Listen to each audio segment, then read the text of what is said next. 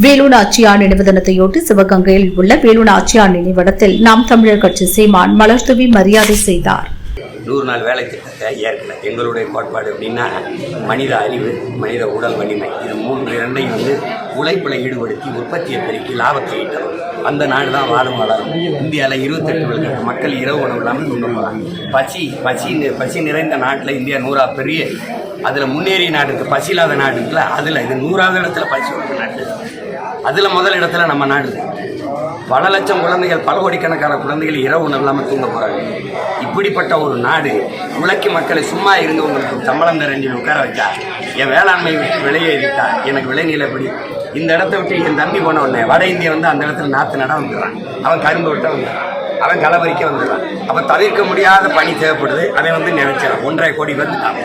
இப்போ இந்த சிக்கலில் நாங்கள் வந்தால் என்ன பண்ணுவோம்னா, நாங்கள் ஒரு பதிவு வச்சுக்கிடுவோம்.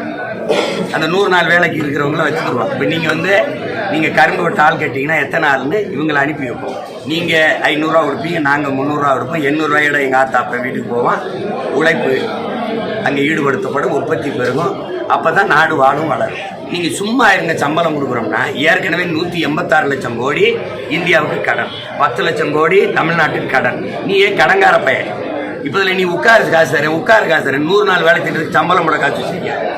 செவிலியர்லாம் ஏன் போராடிட்டு இருக்காங்க? நீ தானே பணிக்கு எடுத்த. கொரோனா நேரத்தில் வாங்கன்னு தேவைன்னு சொல்லி கூட்டிட்டு வந்த. இப்போ தேவையில்லைன்னு தெருவில் போடுற.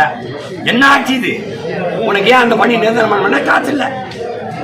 அப்போ அதுக்கு காசு இல்லை. 100 நாள் வேலை திட்டத்தில் நீங்கள் நட்டு வளர்த்த மரங்கள் எத்தனை, வெட்டிய கூர்வாரிய குளம் எத்தனை, சீரமைச்ச சாலைகள் எத்தனை, என்ன வேலை நடந்திருக்கு?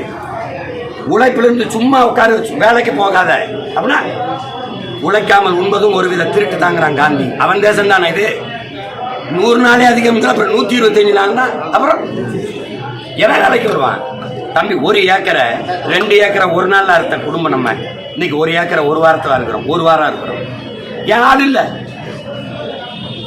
அப்போ இப்படி ஒரு நாடு எங்கேயாவது உலகத்தில் பார்த்துருக்கியா? வேலை செய்யாமல் இருக்கு காசு தரேன்னு.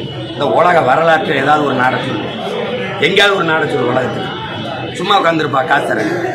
என்ன தாயக்கட்டு ஆடுறது, பல்லாங்குழி ஆடுறது, சீட் ஆடுறது, இதான் 100 நாள் வேலை? சொல்லுப்பா. கிளித்தட்டு ஆடுறது, இதான் 100 நாள் வேலை?